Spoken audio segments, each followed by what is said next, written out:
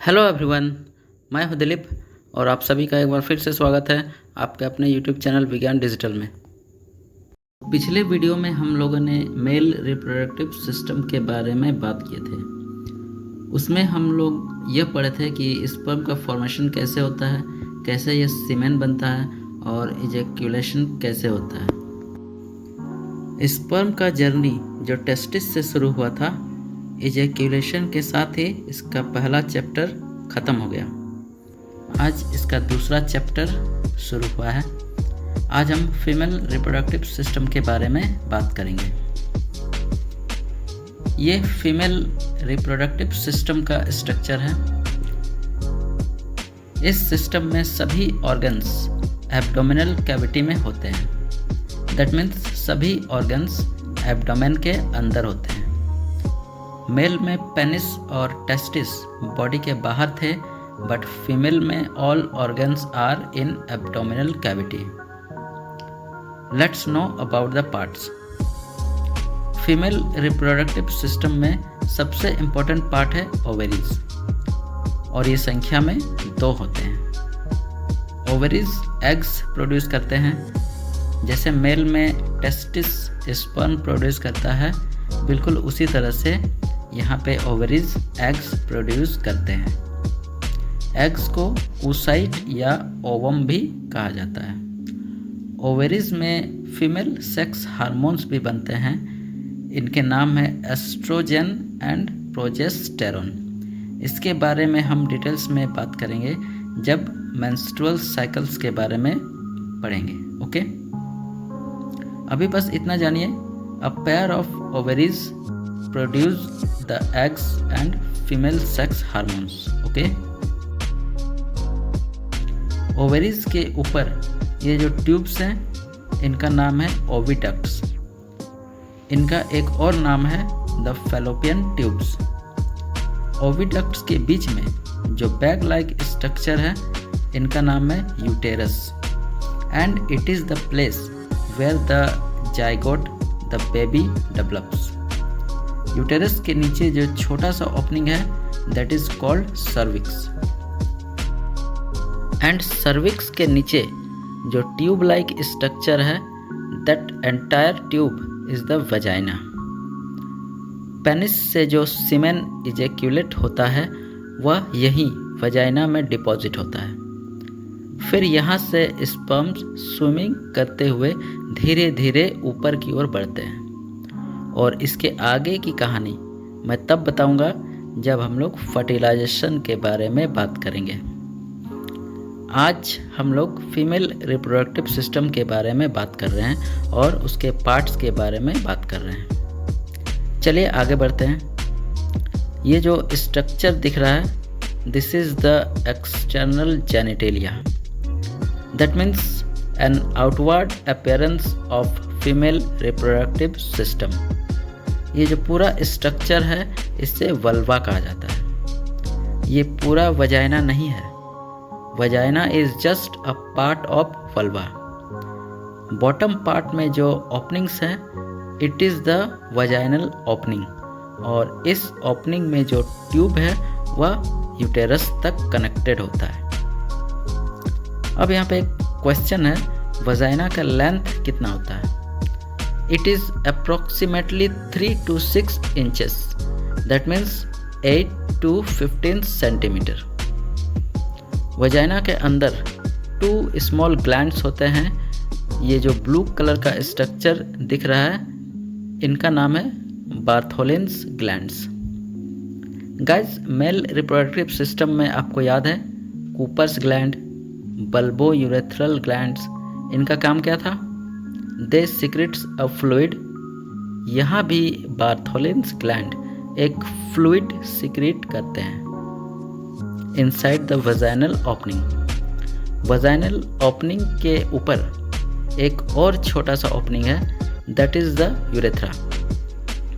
अब यहाँ पे एक इम्पॉर्टेंट बात है, मेल में यूरिन और सीमेन यूरेथ्रा से ही बाहर आते हैं, बट फीमेल में ऐसा नहीं है। यूरेथ्रा का ओपनिंग अलग होता है जहाँ से यूरिन बाहर आता है, और वजाइना का ओपनिंग अलग होता है जहाँ पर सीमेंट डिपॉजिट होता है। क्लियर? ओके। ये ओवेरी है। ओवेरी के ऊपर ओविडक्ट होता है। ओविडक्ट का जो एंड है that is like a funnel, and funnel के ऊपर जो फिंगर लाइक प्रोजेक्शंस हैं दे आर कॉल्ड फिम्बरी। ये फिम्बरी क्या करता है थोड़ी देर में बताऊंगा। फनल के सेंटर में एक छोटा सा ओपनिंग होता है। ओवरी में जो एग प्रोड्यूस होते हैं वो इस ओपनिंग से फनल के अंदर आते हैं और ओविडक्ट तक पहुंचते हैं। अब यहाँ पे एक वेरी इंपॉर्टेंट बात बता रहा हूँ। मेल में कितने स्पर्म रिलीज होते हैं वन टाइम पे? Approximately 300 to 400 millions of sperms in one ejaculation. But यहाँ पे एग्स लिमिटेड है। यहाँ ओवेरी 1 मंथ में एक ही एग प्रोड्यूस करते हैं। Each ovary produces eggs alternatively every month. That means her month कोई एक ही ओवेरी एग्स प्रोड्यूस करेगा।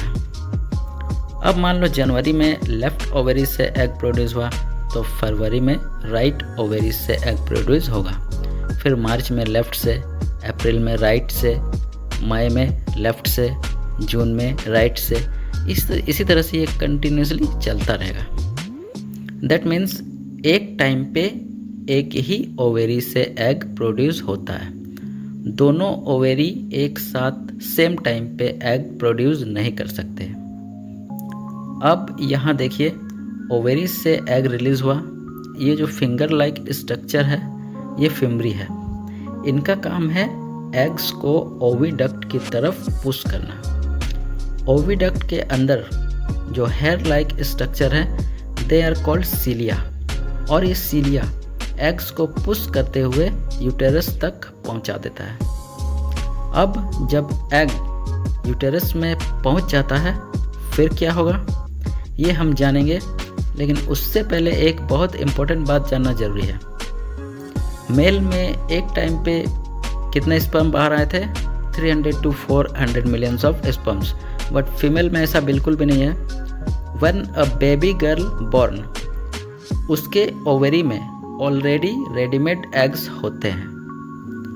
At the time of birth दोनों ओवेरीज मिला के 2 to 4 मिलियंस ऑफ एग्स होते हैं, और ये इमेच्योर एग्स होते हैं। इमेच्योर मीन्स इन एग्स का म्योसिस कंप्लीट हुआ नहीं होता है। आप लोग को पता है म्योसिस प्रोसेस से स्पर्म का फॉर्मेशन होता है, मेल गैमेट। यहाँ पे म्योसिस प्रोसेस से फीमेल गैमेट का फॉर्मेशन होता है। ये म्योसिस कब कंप्लीट होगा, कब ये मैच्योर होंगे? At the age of puberty. जब कोई लड़की प्यूबर्टी हिट करती है, जनरली ये 10 to 14 ईयर्स में होता है, तब उनके ओवेरीज में जो एग्स हैं उनमें म्योसिस प्रोसेस स्टार्ट हो जाता है। एवरी मंथ 1 एग मैच्योर होता है और ओवेरी से रिलीज होता है। इसे ही लड़की का मेंस्ट्रुअल साइकिल या मासिक धर्म कहा जाता है। इसे पीरियड्स भी कहा जाता है। अब क्या ये मेंस्ट्रुअल साइकिल कंटिन्यू मरते दम तक चलता रहेगा? नहीं। एक एज के बाद पीरियड्स आने बंद हो जाते हैं। एग्स का मैच्योरेशन या रिलीज होना बंद हो जाता है, और ये होता है at the age of 45 to 50। इस एज के बाद फीमेल का मेंस्ट्रुअल साइकिल स्टॉप हो जाता है। This was everything that you need to know about female reproductive system. अब मेल में जो सीमेन रिलीज हुआ एंड फीमेल में एग्स प्रोड्यूस हुआ, इन दोनों का क्या होगा इसके बारे में हम जानेंगे अगले वीडियो में। अगर अभी तक आपने मेरे चैनल को सब्सक्राइब नहीं किया है तो प्लीज़ जल्दी से सब्सक्राइब कर लीजिए।